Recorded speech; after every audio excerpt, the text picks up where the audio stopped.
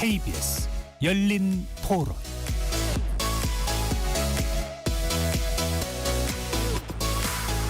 안녕하십니까. KBS 열린 토론 배종찬입니다. 미국의 제47대 대통령인 도널드 트럼프 대통령은 현지 시각으로 지난 20일 열린 취임식에서 미국의 황금 시대는 이제 시작된다고 선언했습니다. 다시 한번 미국 우선주의를 강조한 것인데요. 또 같은 날 백악관 집무실에서 김정은 위원장을 향해 이제 그는 뉴클리어 파워다, 그러니까 핵 보유국임을 칭하는 발언과 함께 그는 나와 잘 지냈다 라며 우호적인 관계를 강조했습니다. 트럼프 2기 행정부 출범과 함께 한국과 미국을 비롯한 국제정세에 변화가 예상되는데요. 오늘 KBS 열린 토론에서는 4년 만에 돌아온 트럼프 대통령과 앞으로의 국제정세, 우리의 대응 방안을 깊숙이 진단해 보겠습니다. KBS 열린 토론 지금부터 시작합니다. 치열한 토론 속에서 더 나은 세상을 찾아갑니다. 올바른 세상을 만드는 첫걸음. 평일 저녁 7시 20분 KBS 열린 토론. 오늘 토론 함께해 주실 두 분 소개합니다. 송민순 전 외교부 장관 나오셨습니다. 안녕하세요. 전 국가안보전략연구원장이셨죠. 남성욱 고려대학교 통일외교학부 교수 나오셨습니다. 안녕하십니까, 장관님.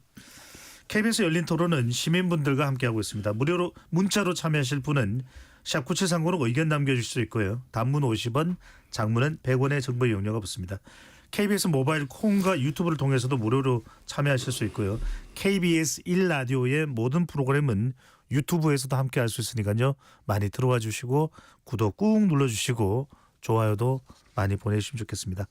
오늘 두 분과 본격적인 토론에 들어가기 전에 우리 시민분들은 트럼프 2기 출범에 대해서 어떻게 생각하시는지 먼저 듣고 오겠습니다.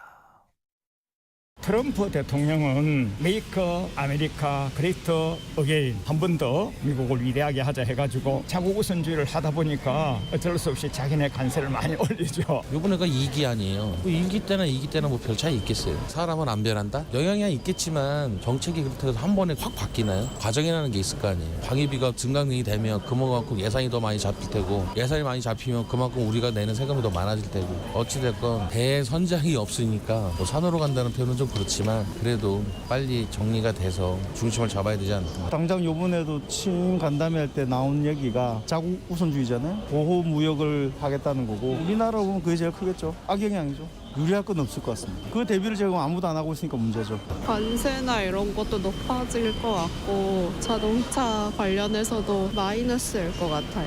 관세를 올리게 되면 뭐 20%에서 뭐 많게는 100%까지 올린다고 하니까 대응할 수 있는 건 사실 제한적이니까 미국이 그렇게 한다고 하면은 따라가야 되는 입장이고, 할 수 있는 거는 이제 각 기업들이 내부적으로 어떻게 대응을 하냐에 따라서 또 정부도 그거에 대한 어떤 뒷받침적인 정책적으로 지원을 해준다거나, 개인적인 생각은 기업들을 제일 우선시하면서 정부는 정책적으로 지원을 해주면서 관세 정책에 대응을 하는 게 가장 베스트라고 생각합니다. 방위비도 분명 부담금 얘기가 다시 나올 테고, 외교 공백도 당연히 우려가 있을 것 같지만 그래도 한국이라는 나라가 지금 위기에 강한 국가라고 생각하기 때문에 외교부든 뭐 행정부든 간에 컨트롤 타워가 없다 하더라도 그분들이 각자 맡은 일을 하시면서 잘 대응을 해주실 거라 믿습니다. 시민분들의 의견 어떻게 들으셨는지요? 트럼프 대통령 2기 행정부가 정식으로 출범했습니다. 시작하자마자 바이든 정부 때의 흔적을 싹 지워버리겠다, 상당히 파격적인 행보에 나서는 모습도 나오고 있습니다. 1기 때와 비교해서 먼저 송 전 장관께서 보실 때는 어떤 게 크게 달라졌다고 보실까요? 지금 뭐 1기 때하고 기본적으로 미국 우선주의 한다는 거는 변함이 없는데, 예. 이번에도 트럼프 대통령이 목소리는 크게 내지만 제가 눈여겨본 것은 1기 때보다는 좀 신중해졌다, 행동에 있어서.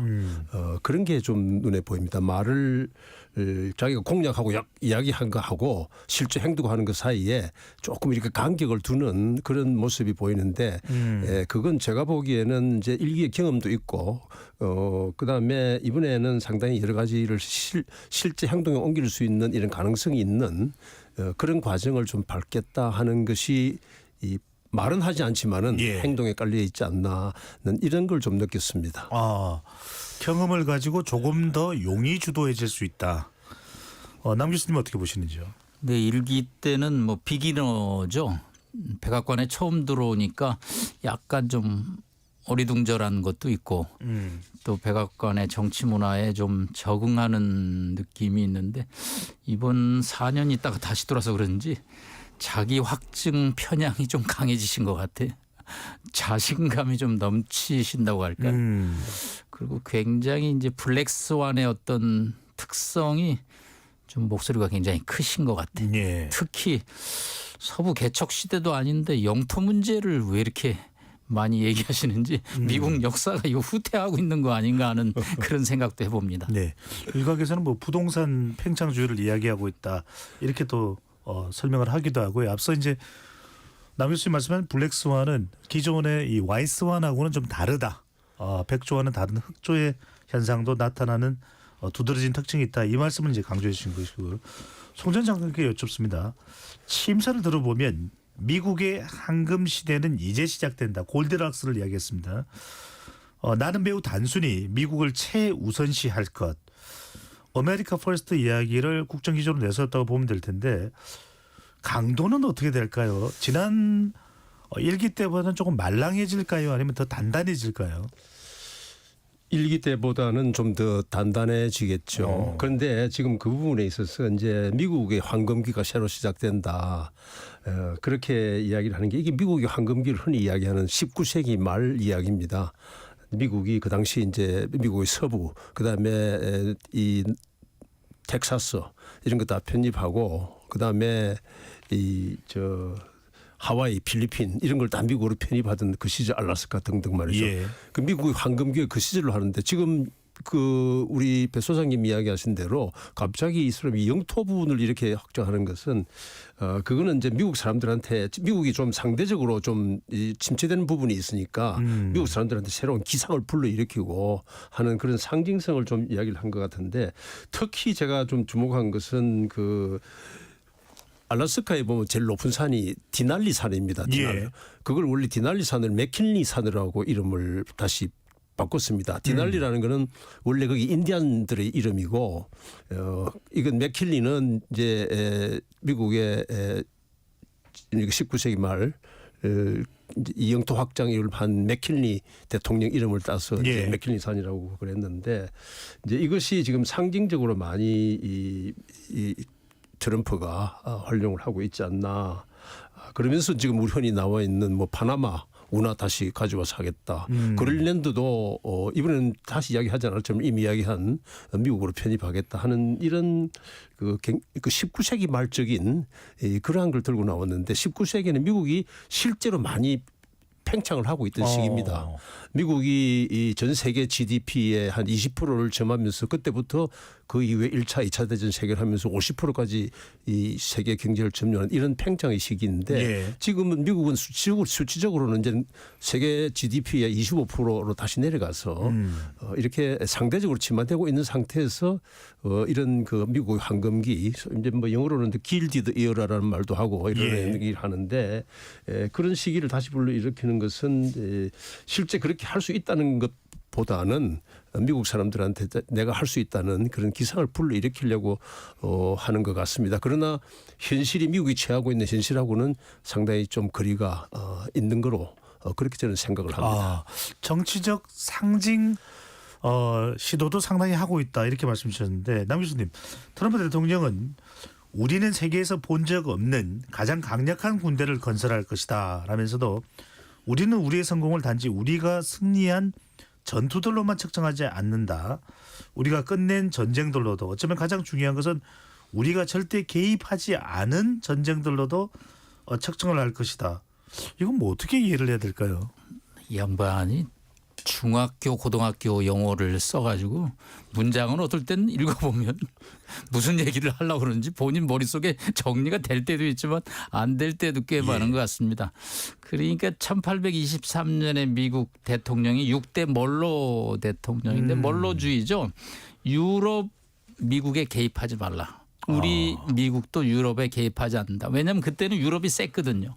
그래서 이제 아이솔레이션 고립주의 정책을 했는데 다시 갑자기 무슨 뉴 아이솔레이션 신고립주의 뭐 미국이 골든 에이지라고 이 양반이 얘기를 했는데 예. 사실은 미국은 1776년 이후에 골든 에이지 아닌 적이 저는 없다고 생각합니다. 지리적으로 저렇게 양쪽에 대서양 태평양이 이렇게 요새처럼 막아주는 나라는 전 세계에서 아마 미국밖에 없지 않을까. 다만 이제 장관님 말씀한 대로 세계 무역에서 한 50% 차지하다가 요즘 뭐 미국이 소득이 지난해 찾아보니까 7만 5천 달러거든요.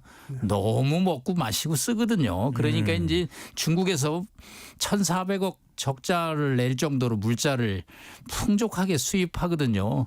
그렇게 먹고 쓰는데 그러면 무역 비중이 작아지지.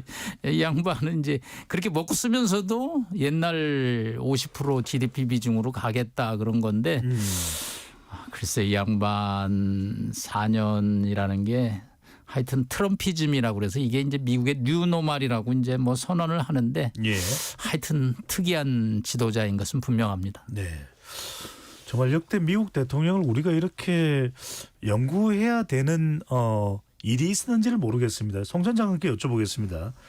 또 발언을 한 것이 내 가장 자랑스러운 유산은 피스메이커 평화 중재자이자 통합자일 것. 이거는 네. 어떻게 또 해석을 해야 됩니까? 근데 이제 하여튼 트럼프의 강점은요. 좀 아이러니합니다만은 이 사람이 자기가 한 말을 그대로 행동하지 않는다 하더라도 예. 사람들이 이상하게 생각하지 않는다는 게 나는 그게 트럼프의 아주 역설적인 강점이라고 생각을 합니다. 근데 그럼에도 불구하고 미국의 대통령은 누구든지 재임 중에는 내치로 승부를 하고 퇴임 후에는 외치에서 뭘 이루느냐가 업적이 됩니다. 소위 레가시가 되는데 그래서 누구든 미국 어떤 대통령이든 내 전쟁을 끝냈다. War is over.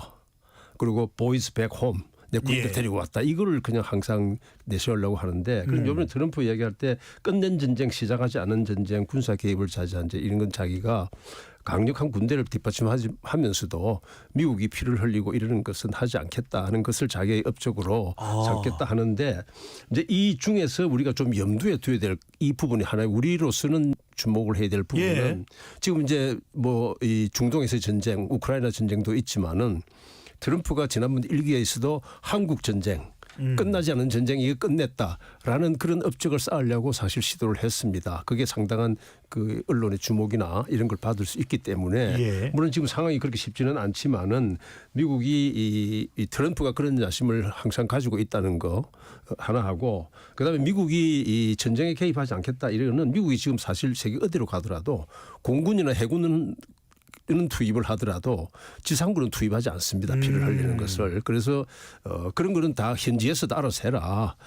이러한 거를 한번 다시 더 강조하는 측면도 있다고 봅니다. 예. 남 교수님 뭐 침식했는데 이렇게 할 얘기가 많은데 침사 또는 침사를 전후해서도 뭐 발언을 쏟아냈습니다.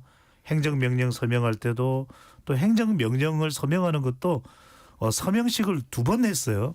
그래서 기자들 질문도 받으면서 자, 이 발언 어떤 부분 좀 집중적으로 눈여겨봐야 될까요?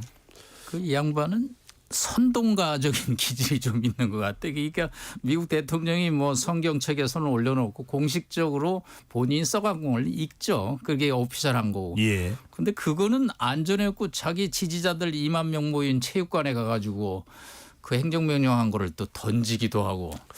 이 클래스 품격은 좀 빵점인 것 같아요. 낮은데. 네. 네. 근데 이제 인상 깊었던 발언을 저희가 CNN으로 보니까 그 뒤에 이제 미국 전직 대통령들이 쫙 계신데 가장 그 웃음이 나왔던 부분이 그 멕시코만을 플로리다만으로 하겠다. 예. 미국만으로 하겠다. 그랬더니 조지 부시 대통령 내외가 속으로 이렇게 웃음을 킥킥 대는 걸 보고 야, 저 전직 대통령도 이 자기 후임 대통령이 참 특이한 사람이구나.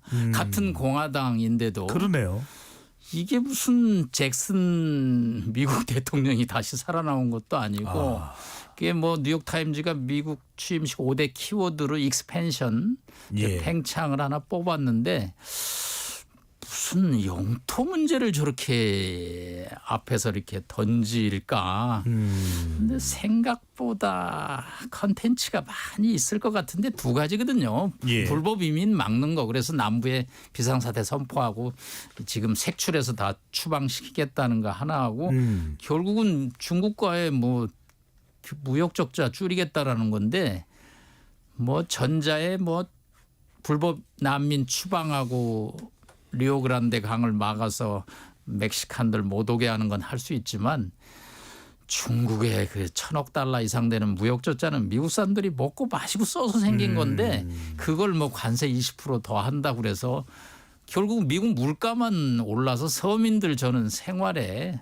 예. 부정적인 영향을 주지 않을까 걱정입니다. 그래서 뭐 인플레 이야기도 나오고 있습니다. 중국에 10%의 관세를 다음 달부터 부과하겠다라는 얘기를 하기도 했는데 장관님 때 외교부의 명칭이 외교통상부였습니까? 외교통상부 네. 장관이었죠. 그래서 여쭤보려고 합니다. 예. 통상까지도 그때 또 관장을 하셨는데 경제 안보 이건 뭐 우리 예. 대한민국의 또 생사가 걸려 있는 것이 좀 중요한데 예. 경제 부분에 있어서 좀 면밀하게 우리가 일단 좀 지켜봐야 될 대목들은 뭐 어디가 될까요? 그렇죠. 원래 외교라는 거는 뭐 경제 안보와 경제 두 개 합친 게 외교니까 외교는 늘 거기 관심을 가져야 되는데 우선 지금 그 부분하고 관련돼서 아까 이제 이 불법 이민 이게 큰 예. 문제로 돼 있는데 사실 미국의 경제의 하부 구조를 이루고 있는 거는 그 많은 지금 숫자에 지금 뭐 1,000만 명에 달하는 데는 불법 이민 이 사람들이 소위 undocumented immigrant 서류가 없는 이런 사람들이 싼 임금을 하기 때문에 미국 사람들이 지금 말한 대로 7만 불, 8만 불 소득을 하면서 하는 겁니다. 거기다가 관세까지 붙여가지고 더 올리면은 미국의 경제 바닥이 그게 지금 허스러지는 이런 건데 그건 미국의 학자들도 많이 지금 우려를 하고 있거든요. 거기다가 이제 중국에 대해서 보편관세 10% 처음에는 뭐 60% 한다고 그랬다가 예. 여러 가지 생각하고 앞으로도 지금도 아마 뭐 검토한다고 그랬지 않습니까?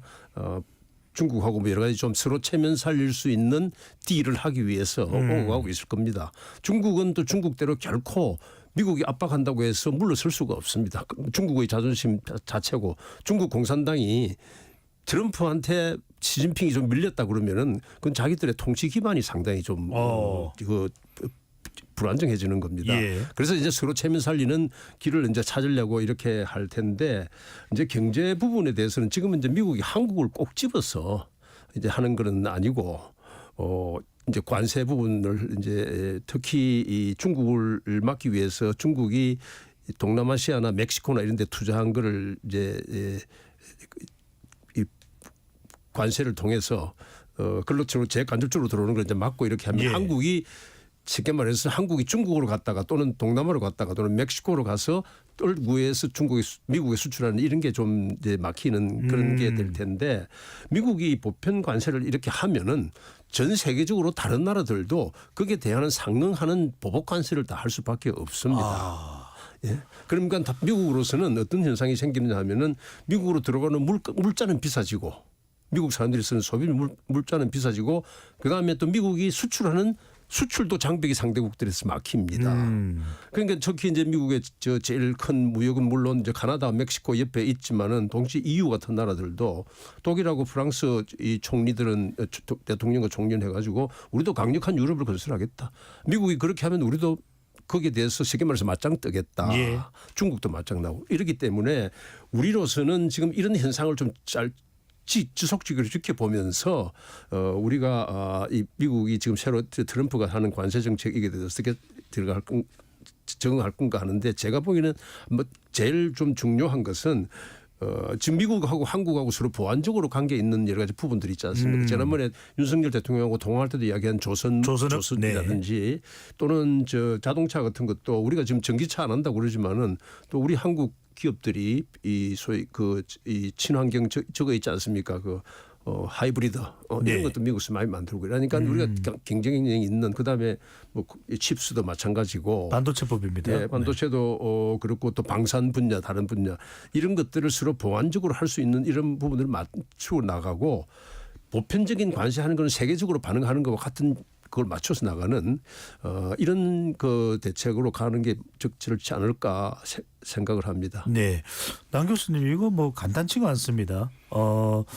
트럼프 대통령은 또 EU에 대해서는 미국 빅테크 기업들에 대해서 고율의 세금을 부과하면 우리는 보복 관세로 나설 거다. 뭐 이렇게까지 이야기를 하고 있는데 방금 전에 이제 송 전 장관께서도 말씀하셨는데 멕시코, 캐나다, 중국을 정조준했습니다. 근데 여기는 우리의 또 중간재가 들어가서 최종 제품이 이제 미국으로 수출되는 건데 자 우리 경제에 미치는 부담 영향 남 교수님은 어떻게 보십니까? 예, 일단 그 지난해 12월 달에 독일 총리를 16년 했던 앵겔라 메르켈 총리가 자서전을 냈습니다. 자유라고. 그래서 한 800페이지 되는데 그걸 틈틈이 좀 보니까 거기 트럼프 시진핑 이렇게 만났던 얘기가 나오는데 아주 이 트럼프에 대해서 부정적이더라고요. 그 독일을 니네 잘 사는 건 우리 미국 때문이야. 그러면서 문제를 해결하기보다는 니네 독일이 잘못하고 있다고 30분을 얘기를 해가지고 이 메르켈 총리가 기분이 굉장히 상했는데 반박은 안 했는데 딱 부동산 중개업자의 마인드더라. 문제를 이렇게 해결하려기보다는 니네가 고쳐야 된다라는 방식이다. 지금 이제 장관님께서 관세 무역 전쟁이라는 거는 국제 경제론 책에 나오거든요. 어느 일국이 보복 관세를 하면 상대방도 보복 관세를 하고 결국은 그게 양측의 데미지를 가져오거든요. 지금 본인이 가장 테리프 관세를 아름다운 단어라고 그래서 관세가 복시 미국만 갖고 있는 것처럼 전가의 보도처럼 얘기를 하는데 그 토리도 캐나다 총리가 이제 굉장히 트럼프한테 한 방 먹고 나서 지금 정치적으로 어렵지만 어저께 보니까 캐나다조차도 지금 니네가 관세 부과해? 그럼 우리는 뭘 할 것인지 오렌지부터 몇 개 아이템을 정하고 있다는 거예요. 물론 70%가 캐나다가 미국으로 수출하니까 불리하긴 하지만 세계 어느 국가가 당하고만 있겠습니까? 특히 EU는 여러 가지 카드가 있거든요. 일본, 중국, 한국이 미국의 관세 보복에 대해서 가만히 있겠습니까? 다만 일단 피해는 보겠죠. 우리 같이 중간재 수출을 하거나 이제 저희가 걱정한 건 바이든 행정부에서 많이 투자를 받았던 그 IRA 인플레이션 감축 법안으로 해서 현대차가 지금 미국의 전기차 작년 판매 비중이 한 20% 가까이 되더라고요. 그거를 함으로써 보조금을 받았는데 이제 보조금은 이제 이 양반 와서 없애겠다는 건데 대통령으로 호칭하겠습니다. 네, 트럼프 대통령으로. 그러면 결국은 보조금이 나빠지고 이제 저 사람은 석유 시추를 확대해 가지고 내연기관 차를 미국이 하면 경쟁력이 있다라는 생각을 갖고 있는데 절대 그렇지 않거든요. 그렇죠. 그 포도 자동차 우리가 미국에 가서 몰아보면 그처럼 그 비효율적인 차가 없고 기름을 많이 먹는 차가 없거든요. 그러니까 경제 트렌드하고 맞지 않는 경제 문제를 얘기를 해서 이 양반이 아직도 카지노 건설하고 무슨 부동산 건설하는 마인드로 미국 경제를 관리하는 거 아닌가 하는 우려가 좀 있습니다. 그래서 우리가 또 나름 어떻게 협상하느냐에 따라서 돌파구를 만들 수 있다. 이런 또 경제 관련해서는 어떻게 대응하느냐가 중요하다라고 하는 것도 함께 또 검토를 해봐야 될 것 같습니다. 송 전 장관께 여쭤보고 싶은 건 이 북한 변수입니다. 이 부분을 지금 우리가 상당히 불안정한 시국이라 더 신경이 쓰였는데 트럼프 대통령이 취임식 날 특히 주목받은 발언이 김정은 위원장을 언급하면서 뉴클리어 파워다. 핵 보유국이다. 우선 여쭤보고 싶은 것이 외교부의 수장으로 계셨으니까 미국 정부에서 대통령이든 정책 당국자가 국무장관이든 공식적으로 북한을 뉴클리어 파워로 한 적이 있습니까? 공식적으로 뉴클리어 공개적으로 네네, 공개적으로 뉴클리어 파워라고 한 적은 없죠. 그런데 이제 여기서 이 뉴클리어 파워라고 한 것은 이제 이 용어는 조금 차이가 있습니다. 뉴클리어 파워냐 뉴클리어 스테이트냐. 이 사람 뉴클리어 스테이트라고는 하지는 않습니다. 이 뉴클리어 파워라는 것은 현실적으로 핵무기를 가졌다. 그런데 네가 지금 예를 들어서 안보리 상임이사국 5개국 미국 러시아, 중국, 프랑스, 영국 같은 그 5개국의 같은 법적 지위를 가진 그런 국가는 아니지만 그건 아니다. 내 핵은 가졌던 것은 인정을 한다. 그런 사실을 인정을 한다. 이런 차원에서 이제 뉴클리어 파워란 말을 썼고 뉴클리어 스테이트란 말은 안 쓸 겁니다. 그건 아니다. 그거는 이제 안 쓸 거고 이제 불법적으로 이제 지금 예를 들어서 인도나 파키스탄이나 이스라엘이나 이런 나라들이 뉴클리어 스테이트가 아니고 뉴클리어 파워죠. 그런 반열이 된 겁니다. 지금 그런 반열을 현실적으로 인정을 한 겁니다. 이제 인정을 이제 했고 이제 그런데 이제 뭐 이어서 말씀을 드리면은 트럼프로서는 자기가 지난번에 싱가포르 하노이 판문점이 김정은하고 회담도 하고 했지 않았습니까?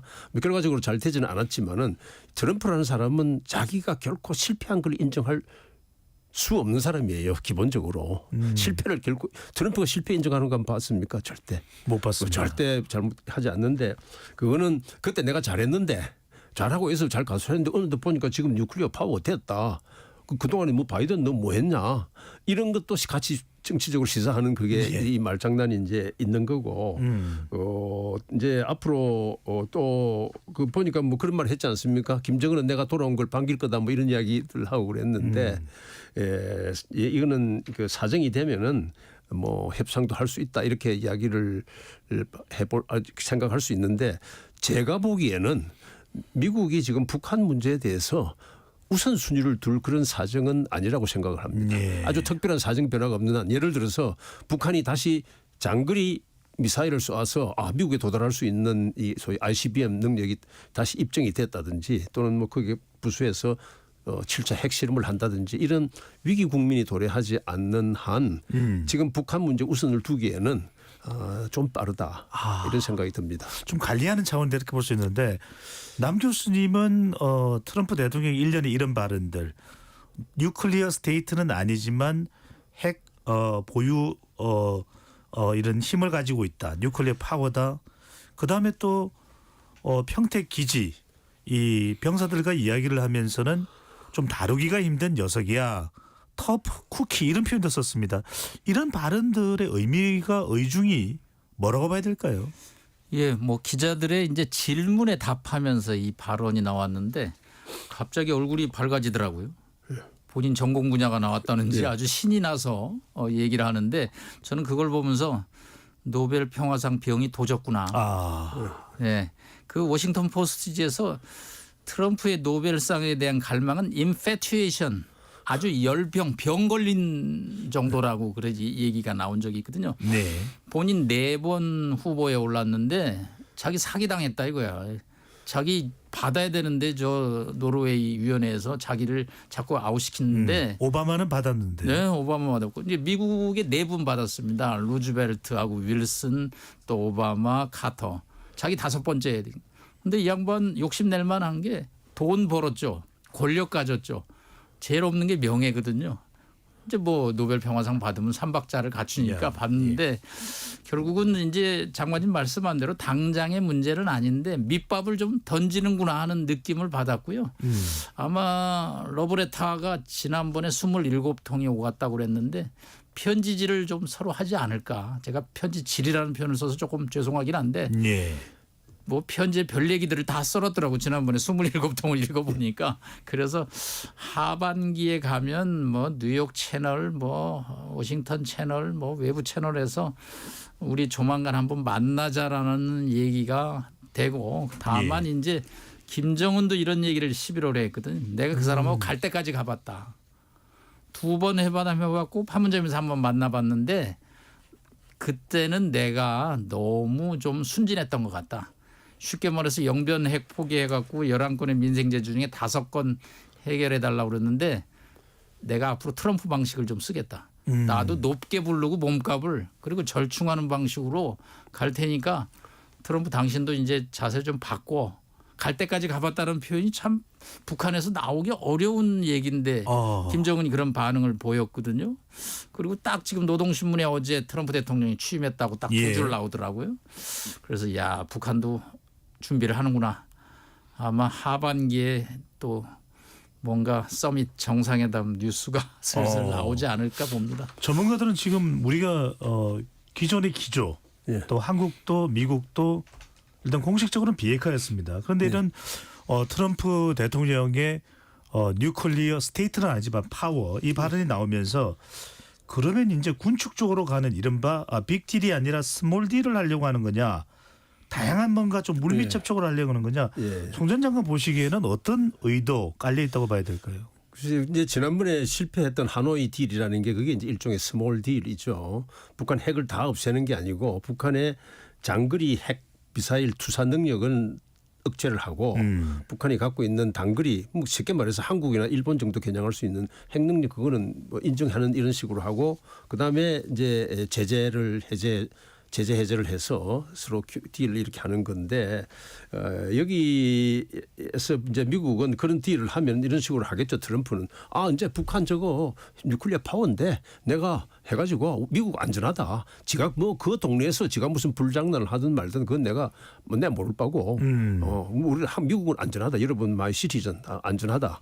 이제 이렇게 할 수 있는 그 트럼프식의 이 거래를 연두에 이제 둘 수가 있는데 여기에서 우리가 짚어야 될 거는 이제 지금 늘 걱정하는 대로 이런 그 트럼프의 노벨 평화상 고질병 이런 그 등을 해서 거기에 우리가 유탄을 맞을 수 있다. 그럼 우리 유탄이라는 게 딴 게 아니고 이런 겁니다. 미국은 안전하지만 한국은 안전하지 않는 겁니다. 북한의 핵으로 위협부터. 그런 상태로 고착이 되는 겁니다. 이제 그리 되면은 한국은 한쪽에서는 오른쪽에서는 미국의 북한의 핵 위협 밑에 살고 또 왼쪽 여기에는 미국의 핵 우산이 미국 핵 우산의 철수의 위협에 사는 겁니다. 우리는 미국 핵 우산 철수하겠다 그러면은 이건 우리는 지금 경기 일으키는 겁니다. 여기에 우리가 안고 있는 큰 이제 딜레마인데 이런 문제들에 대해서는 굉장히 이제 국가적인 좀 지금 나라가 이렇지만은 굉장히 이제 대비를 잘 해야 되고 그다음에 여기서 또 하나 짚어야 될 거는 이제 비핵화. 비핵화라 그러는 거는 북한도 남한도 다 핵 능력을 갖지 않고 여기에 북한이 주장하는 것은 미국의 핵 우산을 한국에서 빼라 이거거든요. 그건 주한미군 빼라는 이야기하고 같은 겁니다. 이제 그런데 이게 북한이 비핵화라는 게 북한이 핵을 포기를 한다. 이거는 현실적으로 불가능하다고 저는 봅니다. 그러니까 북한이라는 나라가 존재하는 한 그러니까 비핵화는 안 되는 겁니다. 북한의 비핵화는. 그래서 북한의 비핵화가 안 되는 상태에서 쉽게 말해서 북한의 핵 폐기가 안 되는 상태에서 한국이 어떤 선택의 여지가 있는 것에 대해서는 조금 더 깊은 그 논의와 대책이 있어야 될 겁니다. 바로 이 대목입니다. 남 교수님. 그러니까 지금 트럼프 대통령 발언 돌아가는 상황, 북한 상황 이게 녹록치가 않은데 우리 외교 당국은 비핵화는 한미를 비롯해 국제사회가 일관되게 견지해온 원칙이다. 핵확산 금지 조약 NPT상 북한은 절대로 핵 보유국 지위를 가질 수 없다. 이건 속으로는 골이 지끈지끈하지만 외부적으로는 이렇게 표현할 수밖에 없는 것 또는 트럼프 대통령으로부터 뭔가 이렇게 해놓고 우리가 좀 더 다른 걸 협상상 얻어내려고 하는 전략 뭐가 되는 겁니까? 3주 전에 피트 헤그세스 국방장관 후보자 프린스턴 대학교 ROTC 출신인데 소령이 국방장관이 됐죠. 이 사람도 스테이터스 에즈 뉴클리어 파워라는 표현을 썼습니다. 북한에 대해서. 그러니까 트럼프뿐만 아니라 이미 미국 그 조야가 북한에 대한 디팩토 사실상의 핵 보유를 다 이제 인정하는 거죠. 아까 장관님 말씀한 대로 정권과 함께 온 어떻게 핵이 없어지겠습니까? CVID 완전하고 검증하고 돌이킬 수 없는 것은 이제 벌써 그거는 회담의 교과서에나 나오는 얘기가 됐고 이제 우리의 고민은 패싱이죠. 한국 패싱, 코리아 패싱. 둘이 워싱턴과 평양이 만났을 때 뭐 한국이 무슨 일을 할 수 있을까? 말씀하신 대로 트럼프는 포장의 또 달인이거든요. 1단계 스몰 딜이 이게 끝난 게 아니다. 그리고 노벨상 일단 받는 겁니다. 그리고 뭐 2단계로 아까 영변 말고 강선, 분강 그것도 내가 다 생각하고 있다. 그리고 뭐 국제적으로 노르웨이 가서 상 받고 나면 2년 지나면 저 양반은 마지막이기 때문에 벌써 중간 선거 되면 벌써 이제 다음 차기 후보자들이 떠오르거든요. 마음이 급합니다. 이제 우리 자각 능력을 키우자고 그러는데 바로 이 부분입니다. 우리가 네. 뭘 할 수 있습니까? 그러면 네. 자체 핵무장인가 미국의 전술 핵 배치인가 북대서양 조약기구식으로 핵을 공유하는 것이냐 뭐가 될 수 있을까요? 네, 뭐 안보는 자강과 동맹으로 지키는데 이제 동맹이 흔들리는 거죠. 그래서 이제 한미 확장 억제라는 게 뭐 오키나와 괌에서 폭격기가 올 때마다 바이든 대통령은 뭐 깊은 동맹이라는 단어로 그냥 지나갔는데 이 양반은 한번 뜰 때마다 청구서가 날라오기 때문에 그 억지 디터런스가 안 되는 거죠. 재래식 무기 국가는 절대 핵무기 국가와 공포의 균형을 할 수가 없습니다. 64년이 중국이 핵실험을 하니까요. 인도가 시뮬레이션해 보니까 100점 100패거든요. 그래서 인도도 74년에 핵 개발했고요. 파키스탄 역시 시뮬레이션해 보니까 안 돼요. 그래서 98년에 핵을 개발한 건데 국경을 맞대고 있는 국가들의 이 공포감이 있습니다. 사실 뭐 우리도 그동안에 노력을 많이 했는데 이제 안 된 거죠. 자, 그러면 뭐 어떻게 할 것이냐. 한국은 NPT에 가입했기 때문에 절대 핵을 개발할 수 없다라는 게 이제 불문율인데 예. 세상에 영원한 게 없는 거고 세상에 고정된 거는 없다라는 생각입니다. 안보 불안을 누가 해결해 줄 것이냐는 거죠. 62년에 시몬 페레스 수상을 케네디가 불렀습니다. 이스라엘을 말씀하시는 그렇습니다. 거죠? 네. 그 이스라엘이 핵을 개발하고 있다는데 사실이요 그랬더니 시몬 페레스가 한마디 얘기를 합니다. 카카 중동에서 우리 이스라엘이 핵을 먼저 쓰는 경우는 없을 것입니다. 뭐 그 발언에 만족을 했는지 아니면 체념을 했는지 케네디가 더 이상 얘기하지 않는다고 시몬 페레스 자서전에 나오거든요. 예. NCND가 된 거죠. 아하. 자, 핵을 개발하는 노력은 굉장히 고통스럽습니다. 일단 저는 뭐 핵을 개발하자는 얘기는 다음 단계고 핵 잠재력은 확보해야 될 것이냐. 잠재력은 뭐냐. 원료죠 원료. 재처리해서 우라늄, 플루토늄. 자, 이거는 어떻게 해야 되냐. 한미 원자력 협정 개정해야죠. 자, 일본 역사를 읽어보니까 88년에 일본이 돈으로 메꿨더라고요. 미일 원자력 협정을 일본 경제가 워낙 잘 나갈 때니까 예. 뭐 돈으로 뭐 물론 안보에 대한 서로의 신뢰가 있으니까 가능하겠죠. 근데 우리가 일본처럼 될 수 있을지는 아직은 알겠습니다. 미지만 원료는 확보하자. 네. 예. 거기까지는. 장관님 또 하나 중요한 것이 오늘입니다. 조태열 외교부 장관 아마 송 전 장관의 후배이실 것 같은데 외교부 후배이실 것 같은데 미국 국무부 장관과 이제 통화를 했습니다. 네. 그런데 대체 이거는 뭐 상견례식에 서로 잘하자 한미 동맹은 굳건하다 이런 내용일 가능성이 높은데 궁금한 건 장관님 이처럼 정상 간의 소통이 힘든 시기에는 외교 채널로는 뭘 할 수가 있습니까? 그래도 최대한 공백을 메우기 위해서요. 그 질문에 좀 답변하기 전에 조금 지금 예. 우리 원래 지금 하는 먼저 부분에 조금 말씀하십시오. 제가 추가 좀 말씀을 이제 드리면은 우리 남 교수 말씀이 맞는데 이제 좀 보태고 싶은 것은 우리는 NPT 체제 그 범위 내에서 갈 수 있는 맥시멈까지 가 있어야 돼요. 예. 맥시멈까지.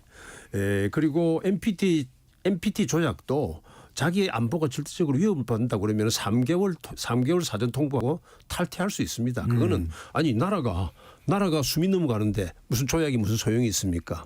그러니까 3개월 전에 탈퇴하고 바로 핵무기 개발할 수 있는 목까지는 가 있어야 돼요. 아하. 이제 그런 나라가 세계에서 어떤 나라들이 많이 있습니다.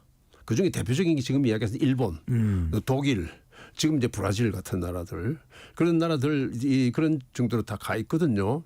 그래서 한국만큼 적대적인 세력에 의해서 이렇게 가장 가까운 거리에서 직격 위험하게 있는 나라는 없어요. 일본도 독일도 그렇지 않습니다.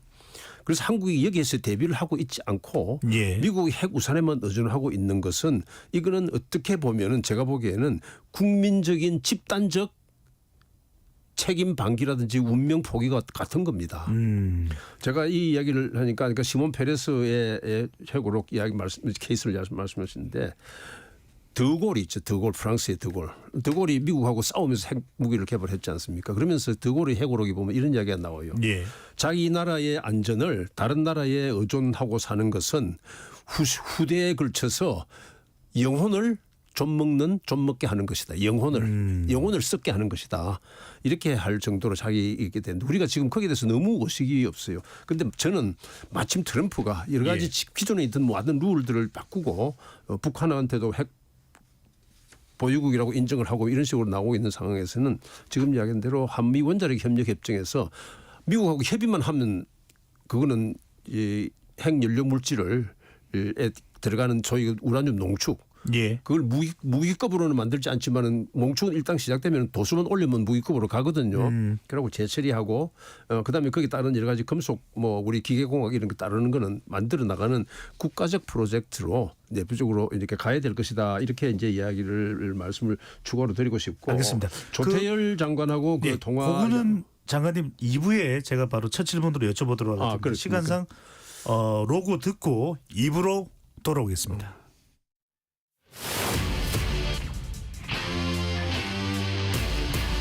토론에 정답은 없습니다.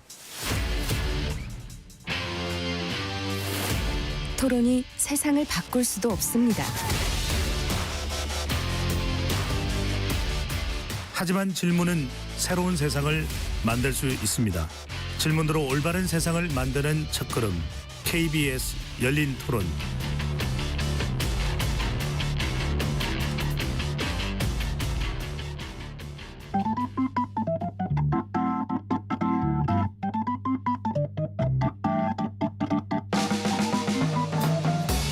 세상을 바꾸는 질문, 열린 토론이 시작합니다.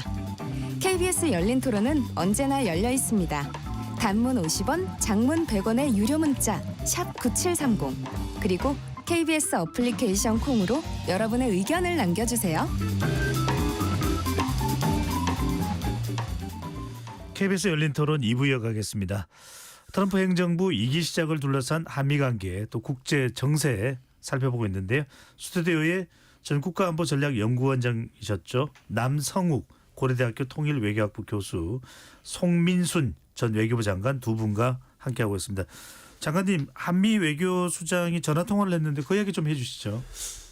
예, 지금 뭐 이제 사실 한국 외교부 장관이 지금 대통령이 탄핵된 상태이기도 하고 또 외교장관은 국가 원수가 움직이는 것보다 발이 빠르니까 좀 미국도 왔다 갔다 하고 좀 이렇게 하는 게 좀 필요한 시기라고 봅니다.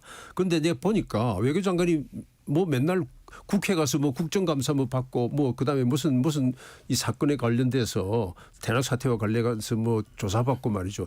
이 나라가 이게 왜 이렇게 되는 건지 그건 이미 다 조사했거든요. 국회에서 막 이렇게 보여주기 위해서 하는 것보다도 외교장관 정도는 좀 쉽게 말해서 좀 거기부터 해방시켜서 나라를 위해서 밖에 나가서 뛰도록 해줘야 되는데 정말 제가 이 후배 장관이지만 정말 보니까 가슴이 아파요. 이거 나라를 어떻게 이렇게 하는지 그 개인의 문제가 아니고 그래서 이제 정치권에서도 이런 거 좀 생각을 해야 된다 하는 게 있고 두 번째로 이제 우리가 이제 다른 나라들 뭐 정상간에 뭐 통화하고 뭐 이렇게 하는데 우리도 뭐 윤석열 대통령 통화했지만은 기본적으로 한미 간의 이런 외교는 이 외교 장관선에서 다 하고 정상간에 하는 거는 그게 다 됐을 때 이렇게 만나는 거기 때문에 지금 무슨 우리 정상이 뭐 없다고 해서 나라가 뭐 이상하게 될 그런 상황은 아닙니다. 그리고 두 번째로 또 최상목 권한 대행이 아무리 대행이지만은 대통령으로서의 권한을 대행이라는 권한을 행사를 하는 겁니다.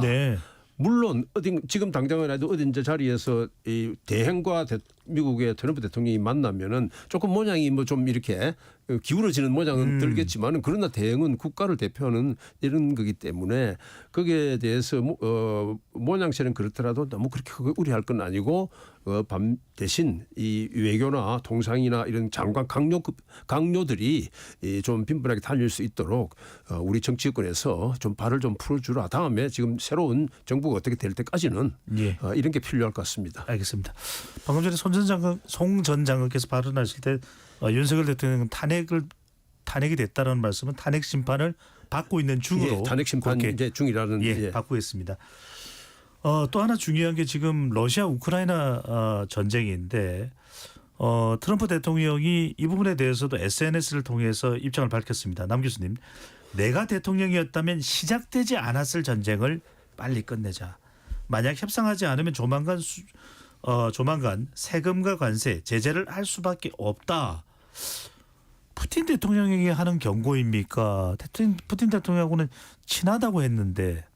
일단 트럼프 대통령이 지금 본인의 구상대로 잘 안 되는 부분 중에 하나가 러우 전쟁이죠. 예.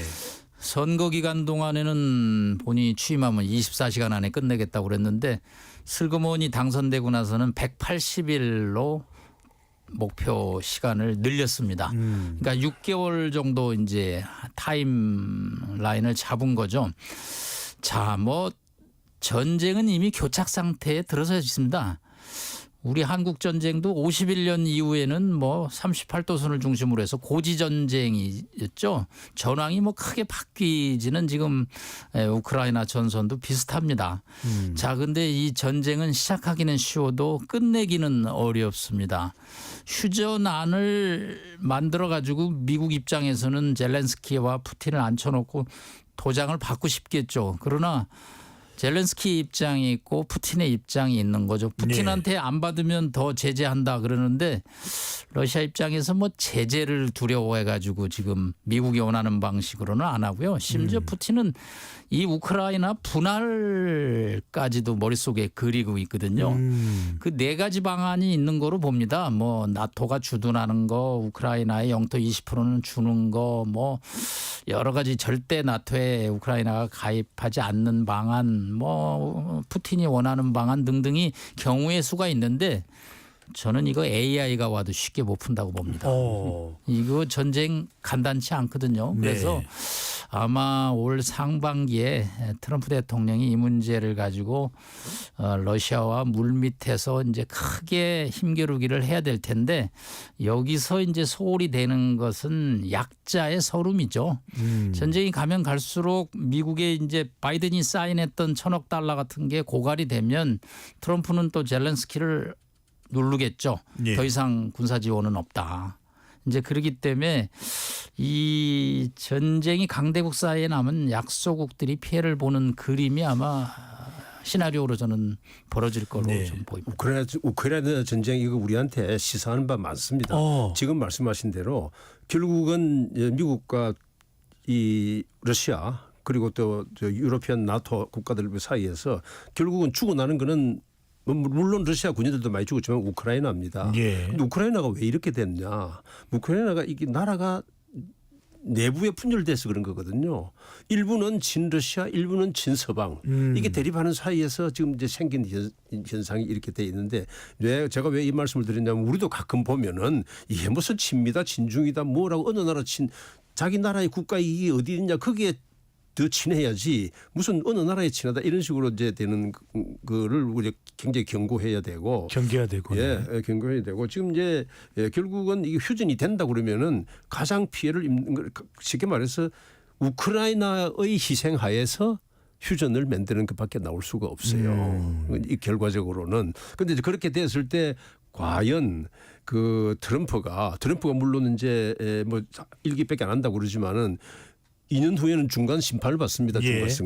중간 선거에서도 미국은 역시 이 중서부 위스콘신, 일리노이, 미시간 이런 주에 있는 경합주입니다. 경합주들이죠. 이 경합주에 어떤 사람들이 많이 사느냐 하면은 우크라이나, 폴란드 그리고 동유럽 사람들이 이민자가 많이 삽니다. 이게 제가 시간이 짧아서 더 길게는 이야기 못 드리겠지만은 그 배경이 사실은 지금 우크라이나 사태하고 굉장히 직결돼 있어요.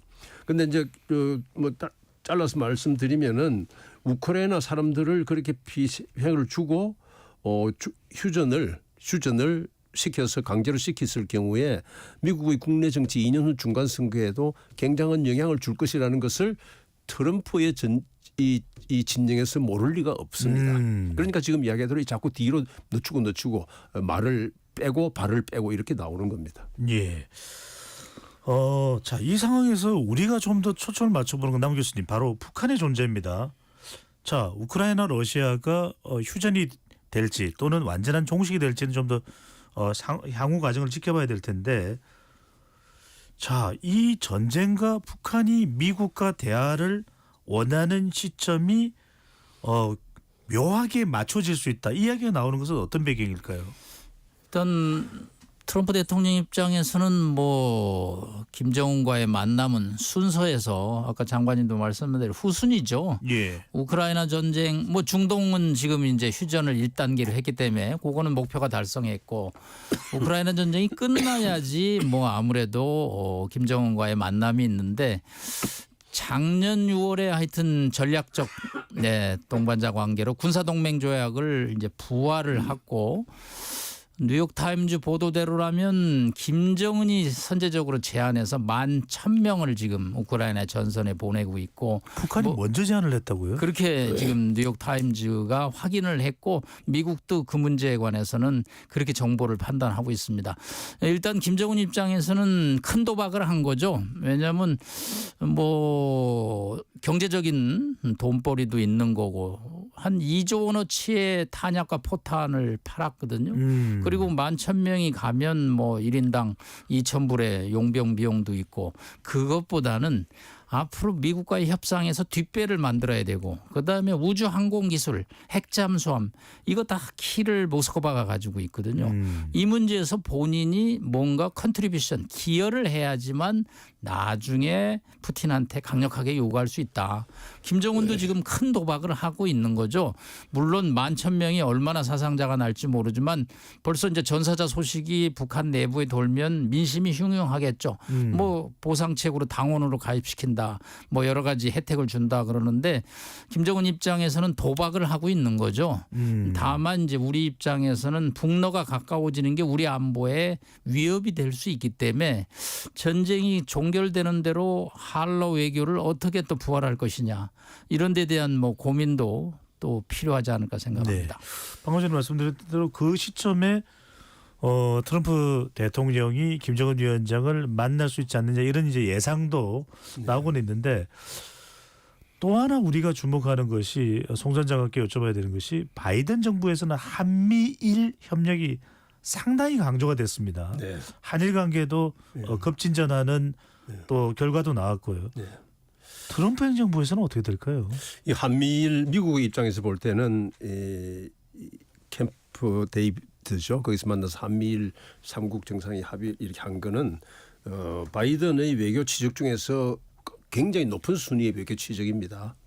그건 왜냐하면 이제 미국은 공화당 민주당 할 것 없이 중국을 견제하는 전선을 만들고 우리는 과거에 아시아 태평양 아태 지역이라고 그랬는데 트럼프 때부터 시작해가지고 인태 지역이라는 말을 만들었지 않습니까? 인도 태평양이라는 말은 아시아 중국 대륙은 빼고 인도 태평양을 봉쇄하는 그 라인을 만들었는데 거기에서 가장 하는 소위 그 미싱 링크라고 그러죠. 선이 딱 끊어지는. 예. 그게 한국과 일본 관계였거든요. 한일 관계. 그 한일 관계를 묶어 좀 만들므로 해서 이제 그 선이 이제 완성되는 이런 그 결과가 됐는데 지금 트럼프가 들어왔서는 그 필요가 더해서 뭐 됐지 덜하지는 않습니다. 트럼프의 진영들이 보면은 뭐 여러 가지 좀 사람들이 섞여 있지만은 어떤 사람들은 피터 나바로 이런 그 경제 고문 이런 사람은 중국하고는 한 하늘 아래에서 같이 살 수 없다. 이렇게 책으로까지 써내는 사람들이 그런 사람들을 지금 트럼프가 기용을 하고 있습니다. 어쨌든 그래서 이제 중국을 견제를 해야 되는데 여기에서 가장 핵심적인 그 망이 한미일을 이렇게 선을 만들어 놓은 거거든요. 이제 그래서 트럼프는 이것을 더 강화시켰으면 강화시켰지 그걸 뭐 바이든이 했으니까 바꾸자. 이렇게는 하기 어렵지 않을까 저는 그렇게 봅니다. 물론 이제 트럼프는 보면 뭐 우리 흔히 말하는 ABB, Anything But Biden, 바이든에 대한 거 말고는 내가 다 하겠다 이런 식의 정도로까지 나오고 있지만 이 부분은 예외가 아닐까. 다르지 않을까. 최소한 그리고 대중 견제라는 큰 틀에 있어서 그런 차원에서 이거를 이제 보고 한국은 그 입장에 섰을 때 한국은 입장이 좀 사실 조금 이 부분은 굉장히 균형을 잘 잡아야 됩니다. 한미일도 중요하지만은 우리는 중국에 가장 지역적으로 가까이 있고 경제 무역량도 가장 많은 안보 경제에 있어서 굉장히 밀접한 상황에 있는 관계이기 때문에 그리고 우리가 중국을 견제하는데 최전선이지 않습니까? 우리 흔히 말하는 전쟁을 하면 최전선 그러는데 최전선에 있는 입장이기 때문에 우리는 이 사이에서 미묘한 그 우리의 입장을 잘 택해야 되는 그 이제 외교의 큰 난제이죠. 네. 트럼프 행정부에서 방금 전에 송 전 장관 말씀대로 남 교수님 한미일 협력이 유지될지 여부 또 한국과 중국의 관계 참 중요한 외교 하두입니다. 어떻게 될까요? 경제는 한미를 강조할 것 같아요. 왜냐하면 대중 봉쇄에 어디 구멍이 나면 안 되니까. 근데 안보 문제는 조금 달라지지 않을까. 왜냐하면 청구서를 좀 내밀어야 되거든요. 방위비 우리 1조 5천억인데 뭐 본인 선거기간에 100억 달러 얘기했고 뭐 일본한테도 손정희를 지금 압박해서 투자를 뭐 1,000억 불 받아내고 있기 때문에 안보 문제는 양자로 가지 않을까. 경제 문제는 물샐 틈 없이 대중 압박을 하는 데서 한국, 일본이 공급망에서 이탈하면 안 되기 때문에 철두철미하게 좌우로 같이 가지만 뭐 외부 분쟁에 뭐 개입할 의도도 없고 사실 또 중국하고 미국이 뭐 전쟁을 하자는 건 지금 아니거든요. 예. 무역 흑자를 좀 내겠다. 무역 적자를 줄여서 그런 관점에서 볼 때 바이든 행정부의 한미일 확장 억제 뭐 캠프 데이비드 가서 앞으로는 트럼프 대통령은 어느 지도자하고 만나려면 청구서 갖고 와야지 만날 것 같아요. 그래서 안보 문제에 관해서는 조금 다른 그림이 좀 나오지 않을까 봅니다. 안보도 청구서가 필요한 상황. 예, 그런데 이제 지금 우리 남 교수님 이야기대로 경제와 안보를 이렇게 좀 분리해 볼 수도 있지만은 예. 지금 이제 세계 상황에서 이 안보와 경제를 딱 분리하기는 어렵고 이 미국의 볼 때는 전통적으로 늘 그랬습니다. 하여튼 한국과 일본이 벌어지면은 미국이 그 사이에서 굉장히 쉽게 말해서 양쪽에 배를 다 대어 놓고 있는데 한국과 일본이 손을 잡아서 배를 다 연결시켜 놓으면 미국은 그게 자기가 그 채워야 될 필요가 없는데 그게 떨어져 있으면은 모양상 미국이 채워야 되거든요. 그래서 이제 트럼프가 지금 뭐 강력한 군대 이야기를 하지만은 미국이 지금 그렇게 강력한 군대를 하기가 어렵습니다. 말은 그렇게 하지만은 이 군대를 많이 이제 강력하게 한다는 거는 결국 예산을 많이 써야 된다는 예. 거고 글로 몰아듣는 게 유권자들이 그렇게 또 좋아하는 것도 아니거든요. 그래서 저는 이 한미일 이게 안보와 경제 양 측면에서 서로 톱니바퀴를 물려가면서 가도록 또 우리가 하는 게 우리한테도 맞고 지금은 이제 그 방위비 분담 뭐 이런 이야기들이 있지 않습니까? 방위비 분담에서 이야기를 이제 하자면은 이렇게 우리가 미국 중국을 견제하는 데서 최전선에 서 있다는 우리 입장을 분명히 하고 예. 동시에 미국에 대해서는 이 방위 분담은요 100억 불 뭐 이야기를 하는데 그거 트럼프식 상술이지 않습니까? 많이 이제 이거 한 50억 불, 100억 불 이런 이야기하면요. 그 다음에는 우리 입장에서 볼 때 뭐 한 20억, 30억 이거는 불은 작은 돈으로 생각합니다. 제가 이 방위 분담 협상의 가장 시초부터 이 문제를 다루었는데 그러셨군요. 예, 예. 이 방위 분담은 처음에 우리 월급하고 같습니다. 초임 월급이 얼마 전에서 그때부터 월급은 내려가는 부분은 없잖아요. 계속 올라간단 말씀이에요. 그래서 이게 지금은 11억 불, 12억 불 하지만 중요한 게 이걸 갖다가 무슨 50억 불 내라. 미국이 트럼프가 만약에 무슨 지금 50억 불이다 얼마든 내라고 그러는 거는 그건 다시 말하면 미군을 한국의 용병으로 보내는 거하고 같습니다.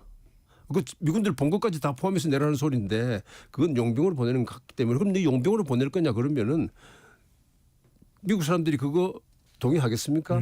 그렇지 않기 때문에 방위비 분담 협상 이거는 아주 우리가 당당하게 해도 그거 갖고 뭐 하기는 어렵다. 대신 우리가 지금 미국의 3대 무기 수입국입니다. 이 트럼프한테는 외국이 무기를 많이 수입해 가는 게 그게 중요하거든요. 미국 군수 산업도 그렇지만 미국 내 국내 정치에 있어서 흔히 우리 군산 복합체라는 말 많이 들었지 않습니까? 그게 미국 정치에 굉장히 영향을 주기 때문에 그래서 우리가 어차피 또 우리 안보를 위해서 무기를 사야 되니까 그런 걸로 우리가 대책을 다 할 수 있을 것이다. 나는 그렇게 봅니다. 네, 이 이야기도 사실 더 하고 싶긴 한데 다른 또 중요한 이야기가 있어서 바로 미중 관계입니다. 지난 미국 현지 시각으로는 17일 날은 시진핑 주석과 통화하고 난 이후에 아주 잘 됐다. 균형 무역 또 펜타닐 마약 문제 또 그리고 여러 가지 이야기가 잘 됐다. 뭐 이렇게 이야기를 해놓고 또 관세를 10% 매기겠다 그러고 또 잠깐 시간이 지나서 또 중국을 방문할 수도 있다. 정확하게는 어떻게 우리가 이해를 해야 될까요, 남 교수님?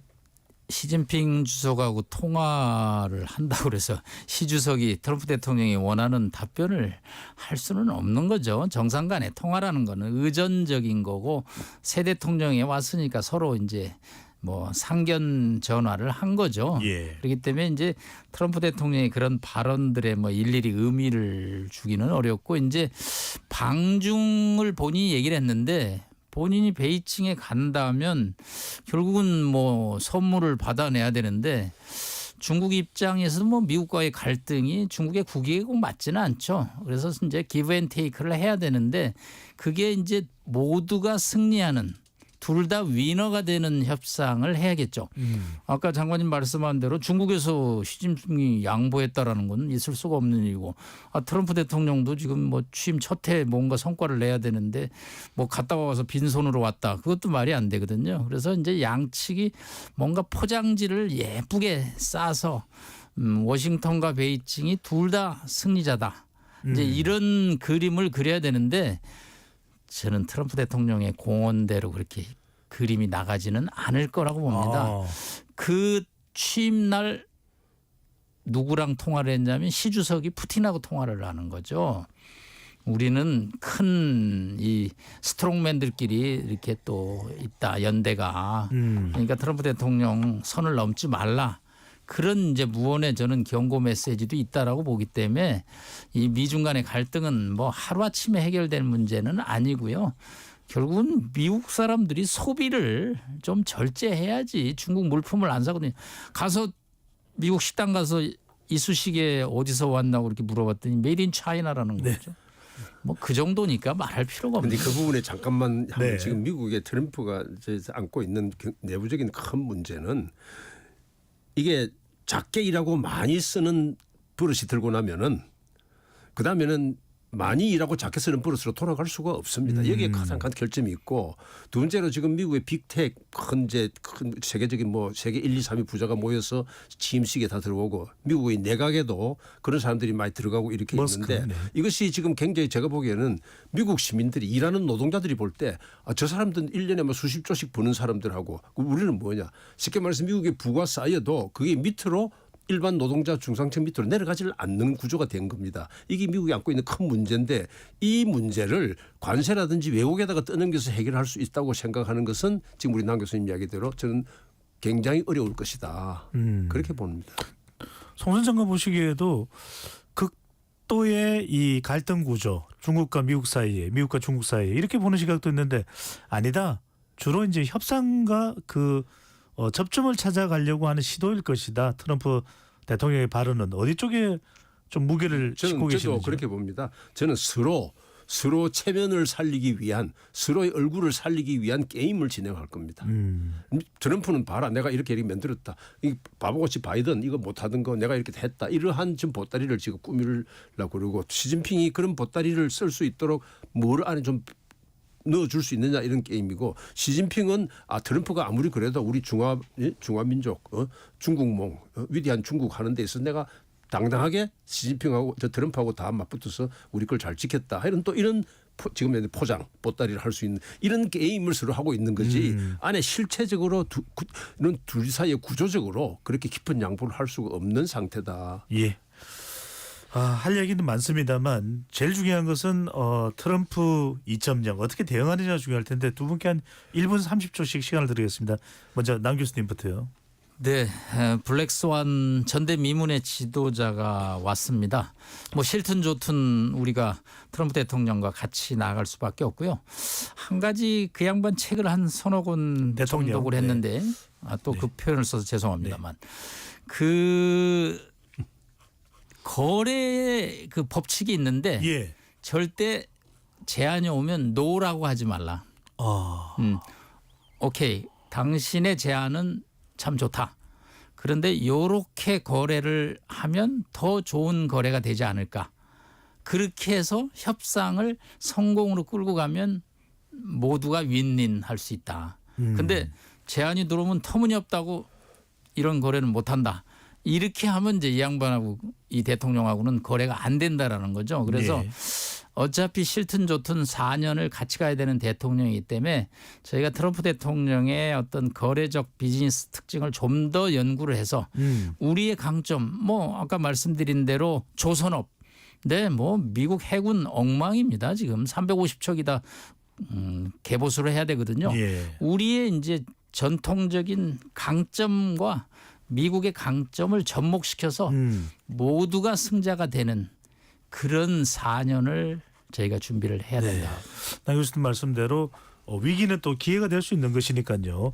송 전 장관께서는 어떤 대응이 필요하다고 보시는지. 예, 그럼 지금 이야기하신 대로 트럼프가 자기가 이 사업을 하고 정치를 하면서 가장 이 영향을 많이 미친 책을 이 로버트 린저라는 사람이 쓴 이 위협을 통한 승리라는 책이 있습니다. 어허. 그게 이 트럼프한테 가장 영향을 많이 미쳤다는 겁니다. 쉽게 말해서 지금 하고 있듯이 거래하는 상대에게 협박을 하는 겁니다. 위협해가지고 이게 말랑하게 들어가면은 계속 치고 들어가서 챙기고 위협했다가 봐서 이게 철벽에 부딪히면은 다시 빼고 이런 전술이거든요. 이거 사실 이게 옛날에 스탈린이 쓰던 전술인데 그 비슷한 이런 걸 트럼프라는 사람이 그렇게 한다는 기본적으로 하고 두 번째로는 우리가 그 트럼프라는 사람이 미국하고 분리되어 있는 사람이 아닙니다. 네. 미국이 안고 있는 강점과 약점이 있고 또 한국은 미국이 안고 있는 약점을 보완하는 위치에서 한미 동맹이 이루어지고 있거든요. 그래서 미국이 안고 있는 지금 막 함정 이야기도 했습니다만은 함정의 수리 보수 이런 거 등등 이런 것을 포함해서 서로가 보완해야 될 안보 차원에서 그리고 경제 산업 구조 차원에서도 보완할 게 있거든요. 거기에서 미국 약점을 우리가 채워주는 이런 걸 해야 되고 그다음에 여기에 이제 가장 더 중요한 거는 이 네. 모든 것들이 우리 국내에서 말이죠. 이쪽 저쪽 나눠져 있으면은 미국이라는 나라는 강대국은 다 그렇습니다. 상대방 안에 갈라치게 합니다. 너 야당 이야기는 그렇지 않던데 야당은 또 너 정부 이야기는 그렇지 않던데 하면 그러면 우리의 그 입장이 지금 나가는 그런 아무리 동맹국이라도 서로 땡기고 밀고 땡기고 하는 게 있지 않습니까? 이제 이런 것들에서 우리 입지가 약해지거든요. 네. 그런데 지금 이제 탄핵 정국에서 특히 저는 정부가 우리 좀 행정부가 야당 이런 게 하고도 이 정책 문제에 대해서 알겠습니다. 똑같은 거 아니라도 협의를 하고 예. 야당도 거기에 대해서 좀 협조를 해주고 이러한 자세가 참 어느 때보다 필요합니다. 네. 참 두 분의 전문가분 말씀 공통적입니다. 어떻게 대비하느냐에 따라서 위기가 아니라 기회의 그림이 될 수 있다는 거 우리 꼭 새겨 들어야 될 것으로 생각됩니다. KBS 열린 토론 이것으로 모두 마무리하겠습니다. 두 분 토론 고맙습니다. 감사합니다. 예, 고맙습니다. 지금까지 KBS 열린 토론 배종찬이었습니다.